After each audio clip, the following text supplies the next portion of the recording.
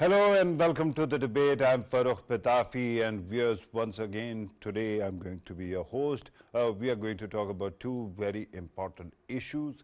One is COP29 that has kicked off in Baku, Azerbaijan.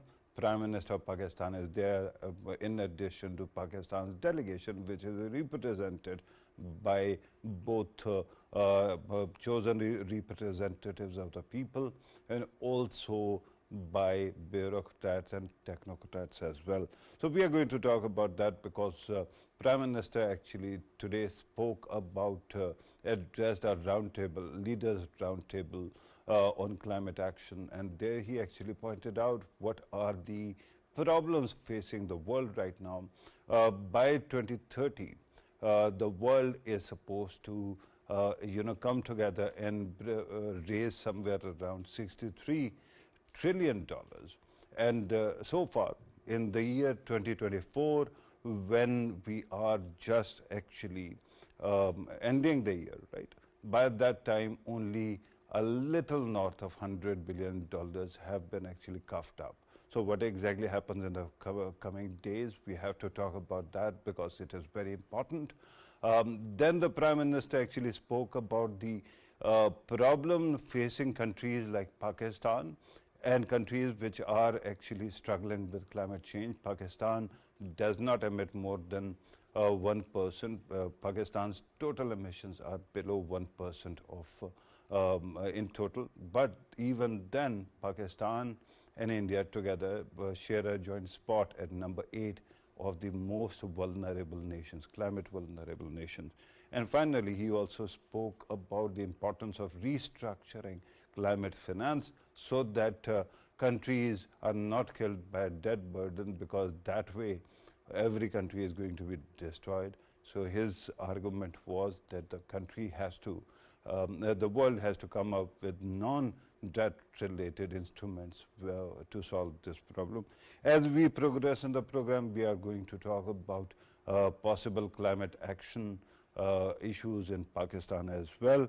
Then the second topic that we have to discuss briefly is what is happening in India, India's Manipur state, where the government kept on claiming that things are actually coming to a close and things are actually pacifying.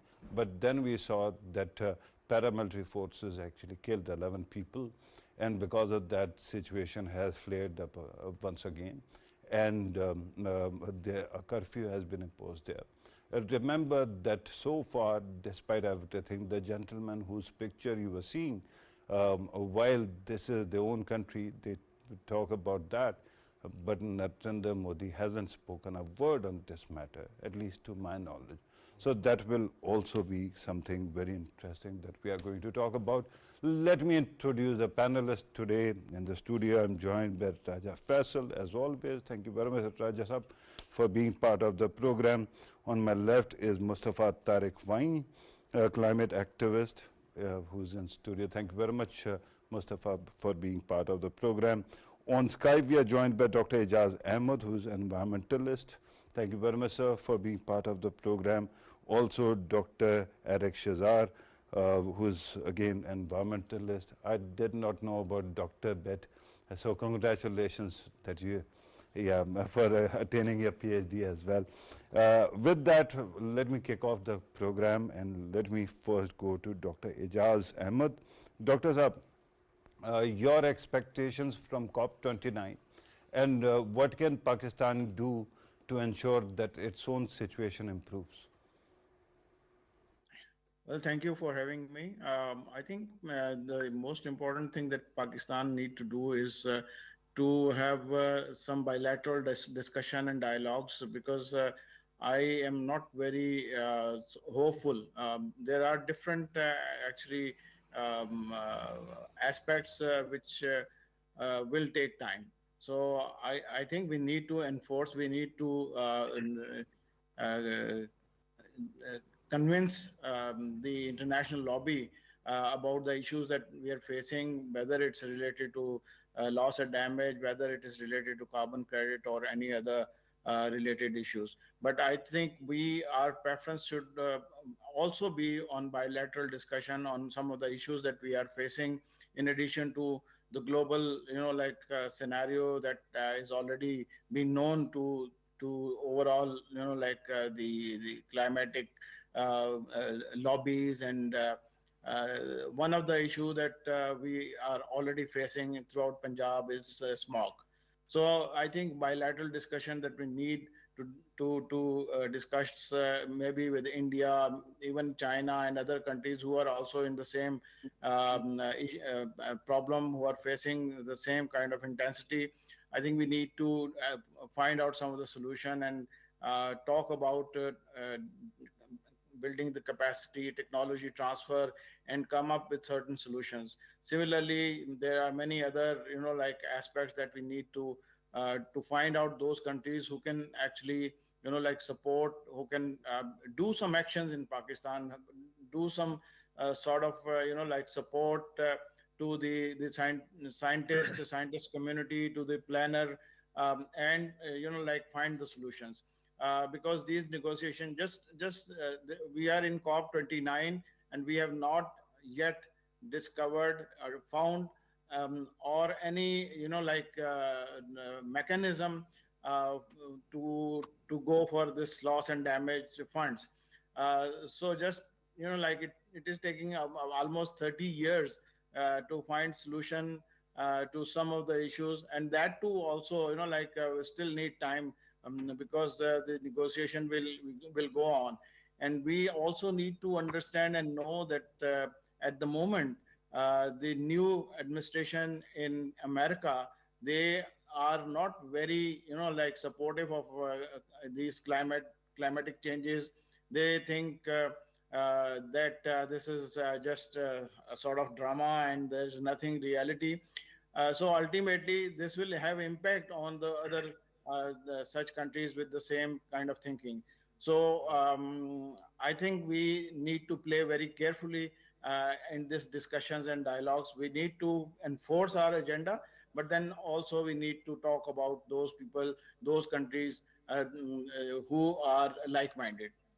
Right, and that is very important. I'm so glad that you also mentioned Donald Trump's arrival, because that is something that we saw last time. He actually gave notice to Paris Climate Accord, and he says that the country is going to resume, fossil fuel related growth immediately on day one when he comes to power. Eric Shahzad, let me come to you and let me ask you.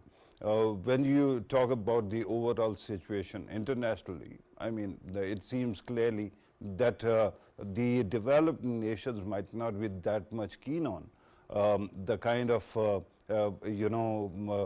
solutions that might be needed for all these problems. And because of that, if a government actually commits to something similar, immediately what happens is what happened to Joe Biden and his party. So do you think that in coming days there's hope at all from COP phenomenon, or for that matter from any kind of climate action or lobbying for that matter? Yeah, I think that's a very important point to consider, that considering new President-elect Donald Trump coming back again, there is a lot of talk about the US withdrawing from the Paris Agreement and the UN bodies when it comes to COP and the incoming ones as well. I majorly think that when world leaders, the US, for instance, when they give out mixed messages, and it's the mixed messaging about climate action started from 2016, right? They withdrew, Biden came in, we came back into, the COP and the UN Paris Climate Agreement, and now there are many analysts suggest that the US will withdraw from the Paris Climate Agreement. But what's important here to understand is that when it comes to COP and when it comes to climate change commitments, internationally speaking, countries should not now look at the world leaders. However, they should focus more on regional blocs. I have a very good example of the EU here. So the EU Climate Pact ambassador today mentioned in Baku that we will not be relying on the United States when it comes to our climate change commitments. We will be focusing on a regional bloc, and the EU will create its own policy, not rely on others, not be influenced by others. So I think when it comes to Pakistan, Pakistan alone cannot advocate quite effectively for diplomacy. We need to focus on the regional bloc. We need to focus on South Asia. We need to focus on SARC. We need to bring all countries together. And by talking about regional blocs, I think one of the top priorities in Baku for the next few days should be matching agendas with G77. Now, G77 includes developing countries, including China, right? And I think it's very important that we get this block together and we push for reimbursements of fund for the loss and damage facility. Now, Pakistan was... Absolutely. Eric, I'm glad that you actually mentioned that, and I have a follow-up for you.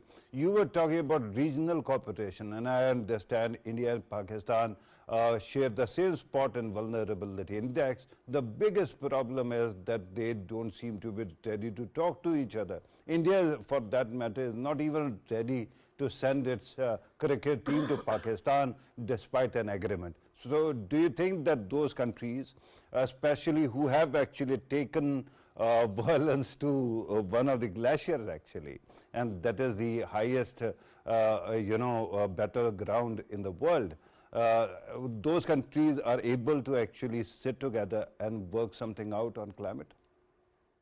I definitely think that in the long term, both countries and the region will come back together in unity and bury the hatchet. I believe that both Pakistan and India, they share same problems, and climate change, climate-induced disasters doesn't require a passport to travel, right? The problems with Pakistan, for instance, is facing, Jasa mentioned about smog, which I think is a very crucial issue these days. And India is facing the same issues, right? So I think it's a golden opportunity for South Asian countries, Pakistan and India, to end the violence, to stop the animosity, and focused on coordinated forums, bringing same problems on the table, working together, making sure it's a win-win situation. I appreciate your optimism. Of course, miracles also take place in the world, but and I totally agree with you that both the countries actually share the same problem. Unfortunately, the problem lies on the Indian side, not here, and that is a big problem. Let me come to the studio. Mustafa, you have been waiting patiently for your turn.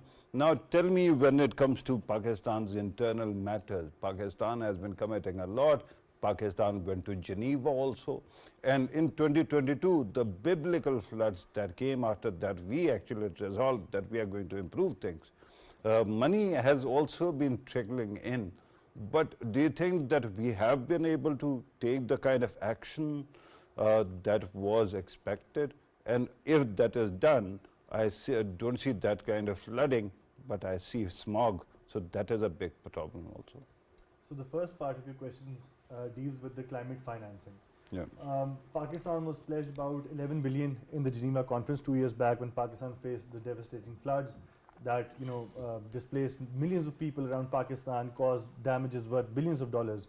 So most of these funds that came in terms of climate financing were loans. The Prime Minister rightly pointed out today at the COP, climate financing in terms of loan is not a sustainable solution, and it cannot be the new normal. You see, because countries from the global south and countries like Pakistan, who are already under a lot of debt burden, cannot sustain further debt, especially when it comes to climate, making Pakistan and countries like Pakistan climate resilient and making its infrastructure climate resilient. So there's that. Pakistan, along with the G77 plus China, needs to move forward towards the new collective quantified goals, which adds on to which demands 1.3 trillion this year, every year actually, from the developing nations in terms of climate financing. $1.3 trillion. Yeah, a year. So that this amount puts adaptation and mitigation on equal footings, and Pakistan can go forward, and countries like Pakistan can go forward, because a lot of developing countries focus on mitigation. To simply speak, they focus more on going towards a greener energy solutions like solar or wind. That is all well and good, but countries like Pakistan need to focus on adaptation as well, making our communities climate resilient, making our infrastructure climate resilient, so that whenever a flood or a heat stroke or a drought comes forward, we have communities that are empowered and then they can sustain the devastation of the climate. Yeah, Yeah. but so far you have been talking about need to, have to, but tell me in the past 2 years, actually more than 2 years, what have we done? I think Pakistan's options are very limited. Pakistan, in terms of the global stage, is only a small player. Yeah. Pakis- No, I'm talking sorry. about within the country. Within the Sorry, country. yeah. Unfortunately, within the country, we see a lot of car-centric infrastructure that adds on to our carbon emissions, and therefore we see a lot of smog happening in Islamabad, Pindi, Lahore region, Multan region, where the AQI has crossed all thresholds. You know, it's very hazardous to live over there. Yeah. So Pakistan needs to move forward, in the coming years, and build an infrastructure that focuses on public transport, that focuses on pedestrian infrastructure, and de-incentivize cars and motorcycles, because they're the largest emitters of carbon emissions in the cities. Yeah, and then there's bhattas and so many other Yeah. factories also, but nothing beats whatever is coming from the other side of the border. And while you were talking about AQI, let me also remind everybody, it is also spiking here in the green city of Islamabad. I work out early in the morning, so when I'm walking, the first thing that one has to actually take care of is wearing a mask because of the smog. Raja Faisal Saab, yesterday also you delivered a lecture on the importance of climate justice. And of course, one can talk about loss and damages, but then where you were getting to was more or less regarding some kind of reparations. Now, in this climate, I mean, you have to actually look at the atmospherics and then put forward your demand or ask. At this time, there doesn't seem to be any appetite for any kind of contribution from very developed countries. America is one example. There are others. Once you start demanding reparations because you are the polluter, we are the sufferers, they say, okay, come on, we are going to walk. Now, how do you solve that problem? Yes, Farooq, that is a huge problem, and when it comes to, of course, Pakistan highlighting whatever it has been facing, I mean, since a long time, the impact of climate change, it has been hitting Pakistan, and most recently was 2 years ago. I'm glad that it has been mentioned, and I personally actually went to province of Sindh and Balochistan, and I personally visited the places they were hit by the climate change effects. Yeah, And you didn't go to my village in Punjab, Yeah. which is underwater right now. Yeah, and It's submerged for 2 years. Exactly is the case with the Sindh and many of the places where, of course, of South Punjab as well. There are places that still needs to be taken care of, and people at large still they are simply waiting for the help, the right help that can actually outreach to them. But when it comes to these kind of forums are really important. Baku COP29 is very important. Of course, Pakistan is highlighting the challenges it has been facing, and when it comes to, of course, the right approach, Pakistan has done a lot in terms of awareness in Pakistan, and yes, there are. Sorry to cut you, but is awareness going to stop floods?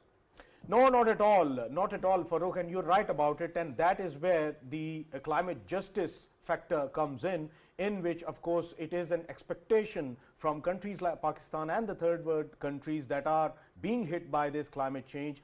They expect from the developed world, the ones who have been, of course, putting this burden on the whole world, on the, their development was on the expense of the whole world. Yep. They are the ones who are supposed to leak out their pockets and, of course, bring that money on the table of the COP29 and tell the world that here is the money, let's fix the world. Of course, when we talk about them countries, it is their responsibility. So you're saying that there are so many moving parts. They have to align first, then we'll start doing something at home.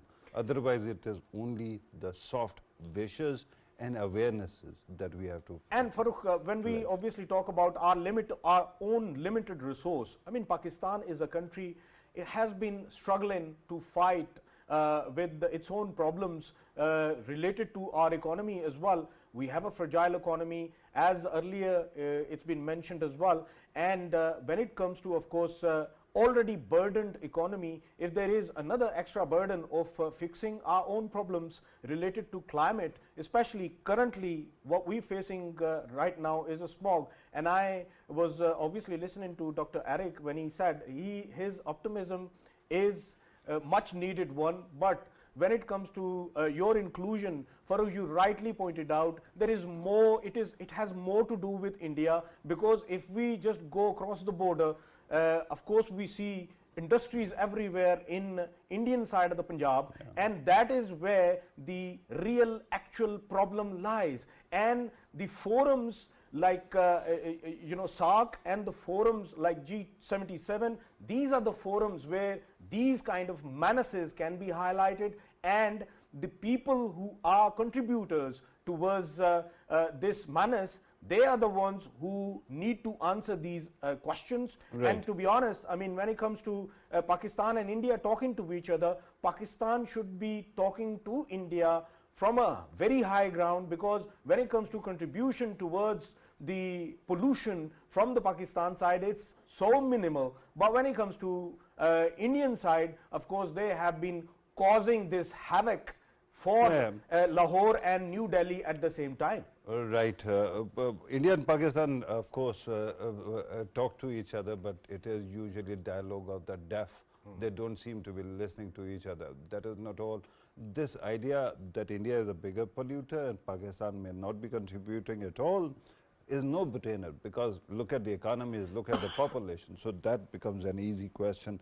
But let me come back to Dr. Ijaz. Dr. Saab, given the kind of realism that has actually taken over global order, we have to actually focus on managing our affairs domestically. Now the question is, of course, we can talk about our economic conditions, how we are struggling, and of course many other arguments. But in the end, it is essentially about the fact that it is related to our survival. So what can Pakistan do within its own meager resources to bring about the change that ensures that people, their lives are not as badly affected as they were in 2022, or for that matter these days, by smog? Well, I think if we see the root causes, and in Lahore, this urban unit, they conducted a study a few years ago. And according to that research, the major contribution in smog and in basically the air pollution is coming from the transport sector. This is something that India has nothing to do, global community has nothing to do. It has to be done by our own management. So the quality of oil that we use, quality of petrol that we use, the condition of vehicles that are running on the street, two-wheelers, three-wheelers, buses, trucks, lack of public transport, like more and more cars running on the road, and consumption of fuel is increasing day by day. And then most of the walkways are not pedestrian friendly. So this is something that we need to actually see, that what are those things which we can do at home, and start from there. Instead of, of course, there is a contribution which comes from India. There are other factors also. Industrial pollutants are coming. Similarly, these bhattas and brick kilns, also the stubble burning. These all factors are also part of it. But I think more than 50% comes from the transport sector. So better, like public transport. Similarly, better checking of the vehicle, the certification mechanism, which we can certify those vehicles which are, like 50 years old and just spreading you just name it, any pollutant that is being done by the transport sector. So I think these are some of the areas where we can do something and it is in our hand at district level, at provincial level, and at the national level. One thing I think previously we were talking about what we have done so far.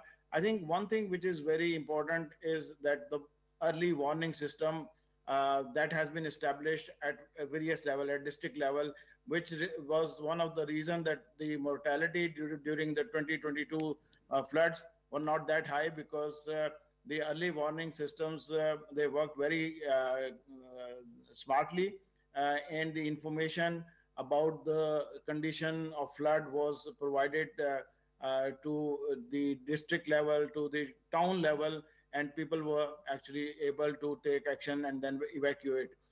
Though, like Sindh and South Punjab comes at the end, and they suffer the most. So there is some gap at that level where we need to see, I mean, like, is it the scientific, or it is the management, or it is the issue related to some individuals who are unable to perform in a much professional way. Absolutely, Dr. Saab. Thank you very much for that answer. Let me go very quickly back to Eric. And Eric, you'll forgive me for not addressing you with your formal title, because people should know that you are like younger brother to me, if not even younger than that. But the question that I have to ask you, of course, my question to Dr. Saab was regarding infrastructure changes as well. He spent more time on focusing on urban issues like smog, but then there is the question of flooding. Early warning system is great, but we have to actually restructure our water channels and ensure that population cities, they are not in the way of those channels. Can we do that? And what about drainage system? Has anything improved in the past 2 years? I'm not very optimistic about the drainage system and also the current water landscape which we're seeing, even though we're blessed with glaciers and we don't have a very good infrastructure in the north which stores water. Meanwhile, with fast melting glaciers, we have the highest fast melting glaciers rate in the region. We have their statistics which say that 36% of glaciers will disappear, and that will create a big climate displacement problem, which people will have to relocate, and many are calling them climate refugees. So we're not saving water, and that precious water will create a big climate refugee issue as well. I think it's also more important to bring the notion of accountability, right? We need to not just focus on climate financing from abroad. We need to create income streams within the country to generate money, to generate revenue, and invest back for climate mitigation, not only mitigation, but adaptation as well. Many countries from G77 are creating green fines on big corporations and factories as well. So that not only minimizes the carbon emissions as well, that also generates money for the government, which they can put back on climate mitigation and adaptation purposes. I'm not very optimistic about the current water situation. We're seeing rising sea levels from the south, which is shrinking the delta, and salt water intrusion is taking over the southern belt, and we are blessed with the big coast in the south and in Balochistan side as well. In the north, we're seeing fast melting glaciers, which is causing displacement crisis. We're seeing droughts. We're seeing depletion of groundwater resources in big major cities. I mean, I am originally from Karachi, and most parts of Karachi doesn't have clean drinking facilities, and we depend on water tankers for fresh drinking waters. I was speaking to one of my principals from school in St. Patrick's who mentioned that there is no clean water drinking facility for children, and we're thinking about making an RO plant inside the school. So the reason why I'm giving these examples is just to bring these in the spotlight that the water crisis heavily interacts with climate change, and it doesn't need to be ignored now. We have to take action. Right. One thing that actually worried me, Eric, in 2022 was Pakistan has over 50 news channels, and most of them were relying on social media footage on day one when the floods came. And the saddest part was when we saw flooding going on in the areas which are less populated, like Balochistan. The kind of dams that actually broke were, seemed as if they were created before Christ or something, right? With that kind of infrastructure, poor, dilapidated infrastructure, do you think that we have done anything to improve that at all? So we have created many progressive policies and plans. Last year we created the National Adaptation Plan of 2023.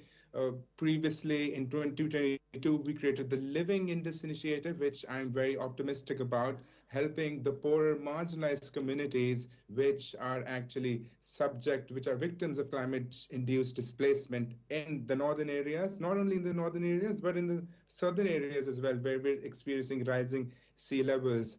We need to convert the policies and plans, we need to execute, and we need to create proper infrastructure very, very soon.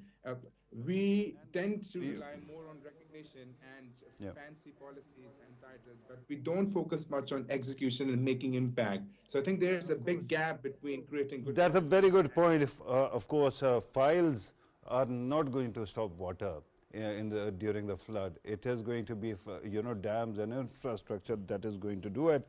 Let me come to Mustafa. Mustafa, your take on all these questions. One aspect that was astounding, yesterday or day before yesterday, I was reading a report on a village in Chitral, which is supposed to be a very lush area.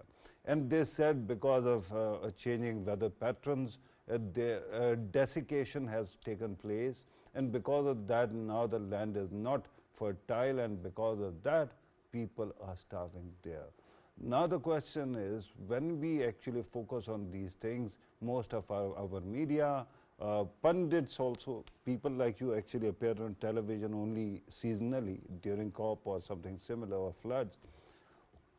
What can we do immediately to take care of these things, and how to sensitize the politicians on these issues? Well, to begin with, I'll start off with the second part of the question in terms of sensitizing the politicians. We can have workshops, we can have everything, but I think we need to do a generational change for that. We need to incorporate climate education in our curriculums. We need to advance that stage, because we need to create a new generation of climate advocates that can really champion the cause, because this current generation of politicians don't really are not really well mannered in terms of climate advocacy and the complexities of climate politics. As for the part where you mentioned how the climate change is affecting the the crops in Chitral, you think this is bad? Wait for a few years. It's only going to get worse, because we're supporting tourism over there. We're supporting an influx of tourists up in the north without actually a sustainable plan. Where the plastic waste is going into the rivers, the waste from the hotels are going into the rivers.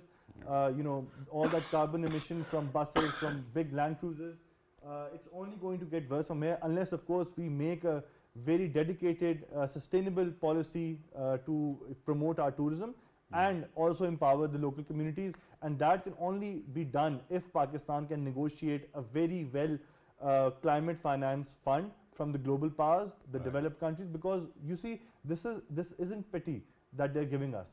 This is their moral responsibility, as Raj Sahab rightly pointed out. They've developed at the cost of the planet's climate, and countries like Pakistan from the global south, who contribute less than 1%, are at the helm of the affairs, right? We're facing the most burnt of this climate induced by the catastrophes induced by the developed countries. So Pakistan really needs to put its foot down. How? So if they don't cooperate, where is the court where Pakistan can go and demand justice? I think other than the court, one needs to develop a diplomatic bloc of the G77 plus China. The global south really needs to come together and demand climate justice. Yeah, but you realize that when you were offering all these solutions, first of all, you told me that all politicians should go and there should be a younger breed of politicians, right? That is a 20-30-year project, and it will take some time. Similarly, this whole idea of coming together and asking for something. Even then, G77 together cannot actually force any developed country to actually cough up the kind of cash. So while we actually talk about big solutions, one has to actually look at the small solutions that local communities might be able to offer. No. You're right, you're absolutely right. But that can only be possible when we have that kind of capital to invest in our people. You see, we're not talking about billions of rupees, we're talking about billions of dollars actually. Okay. And we don't have those, those dollars. We have rupees at least, and Yeah. those rupees can be put in the right place at the right time. But I'm told that we have to actually conclude the segment. Raja Saab, it is your time. So if you want to actually contribute to this, of course do. Otherwise, there's another topic on which you are exclusively going to talk. I'll pass. So, yeah, right. With that, I have to thank our guest on the climate issue. Thank you very much, Mustafa Tariq Wain, for being part of the program. Dr. Ijaz Ahmed, always great having you on this channel. Eric Shazar, Dr. Eric Shazar, thank you very much for your precious time also. Thank you very much, guys. Really appreciate it. Thank you for having us. Now, ladies and gentlemen, we have to talk about Manipur, and we have to look at the kind of problems that keep on cropping up in India. And one doesn't understand, if you look at my capability, my country, I can always say that I don't have the kind of money. Even then, we have been fighting terrorism for quite some time. And similarly, there are places which have not been given that kind of resources. So there are questions, and we keep on struggling with that. But a country like India, which is lush with money, which has a political party which is totally empowered at the center, what is keeping them from pacifying a place like Manipur? That is a question that we are going to ask, and over to Raja Saab. Yeah, Farooq, that is a billion-dollar question that you are asking. Of course, it is entirely up to BJP, and what BJP is doing, well, they are supporting a tribe called Methi, and Methi tribe is actually predominantly Hindu tribe, and which is having a backing of the hardliners of India as a state. And when it comes to Manipur, if we just look at the Manipur, the capital Imphal, it has the it is surrounded by the mountains, and all of the mountains, they are actually belonging to a tribe called Kuki. Kuki tribe is predominantly Christian tribe, and they have of course the relations with the Naxals as well. And these people are the very people who a year and a half ago there was a carnage going on in Manipur, in which we saw that Methi tribe, with the help of the center, with the help of the hardliner Hindutva ideology, what they have been doing is a pogrom was being carried out, in which they simply tarnished all of the properties that were of course the properties of Kukis. And when it comes to Kuki women, they were paraded naked in the streets and in the roads of Manipur, which was a disaster to look at. And of course, when we talk about the internet services, when we talk about the television, when we talk any footage coming out from there, it was not allowed at all. It was a kind of situation in which CRPF and the military, they have been conducting whole of this menace, and with the help of Methi. Once more, this very incident, what has happened is that Methi tribe, they have been of course knocking around Kukis with the help of CRPF once more. And when there was a sort of rebuttal of it and a reaction by the Kuki, of course they were captured. And after capturing, the same modus operandi which is being carried out in Kashmir Valley, Indian illegally occupied Jammu and Kashmir, we know that people get picked up, and then later on with the torture, when they are murdered, they are thrown somewhere after saying that, oh, these were the militants, and we have actually encountered them. This is the very practice which is going on in Manipur right now, in which Kuki tribes, people from the Kuki tribes, especially the young people from the Kuki tribes, they are being picked up, they are being beaten and beaten to death. And after that, when they are when they are dead, their bodies are thrown and they are fired upon, and it is being claimed that these were the militants who were having some sort of support from the outside, and they were trying to create a havoc in the state itself, which is not the case at all. We know that there is a pogrom still going on in Right. Manipur, still going on in Mizoram, and still going on against the Naxals as well. And this menace is, of course, being funded by India as a state, by BJP, by Hindutva ideology. The ultimate goal is to, of course, eliminate Kukis, eliminate Naxals, and of course give the whole power to the tribes like Methi, who are aligned with the center. And ultimate goal is to, of course, simply eliminate any voice that is against the center and that wants liberation. And Right. we shouldn't be forgetting that there are 32 active separatist movements going on in India, and of course Manipur is one of them. Raja Sahab, you have actually spoken about this program that actually seems like ethnic cleansing, so to speak. Now we know that cookies are Cartesian, right? And the biggest problem at this moment is it is being accused repeatedly by Indian state that they are being sponsored by someone, right? But the question is, why is this glaring program not being covered by Indian media? I understand Indian media might be too craven right now, too controlled by certain billionaires, so to speak, but international media also. And Donald Trump and the movement he represents actually spoke a great deal about Cartesian rights or peer rights of the Cartesians around the world. Do you think that once he is there, there's going to be some kind of let up in this? Oh, very much so. This is what is being expected, because we know that this element of maltreatment of minorities of India at the hands of hardliner Hindutva ideology, it is talk of the whole world now. And of course, the medias, they are covering, but when it comes to reaching out to people of Manipur for the real actual stories, it is not being allowed. Same is the case with Kashmir, and same is the case with Manipur, Mizoram, and this has been going on. And there is a sort of hope, and that is when Trump takes the Oval Office, he will be having a stance against India in terms of all of these minorities being treated very badly at the hands of current Indian regime. Right, certainly you are a very hopeful man. I'm told that we have to conclude the program here, but you were saying, as a news junkie, you were saying that media keeps on covering it. I'm sure that they are not only covering invisibly, but they are reporting invisibly also, because I don't see the kind of coverage that is needed. But I hope in coming days that changes, because human rights are human rights, no matter who is actually involved. With that, Raja Sahab, thank you very much for your time. Viewers, you have watched today's program, COP29, great expectations, but we still have to see whether there is going to be any kind of materialization of those hopes and dreams. Secondly, when you talk about other issue regarding India and Manipur, that is something that has to be actually focused on. This was today's program. Thank you very much for watching. Take care.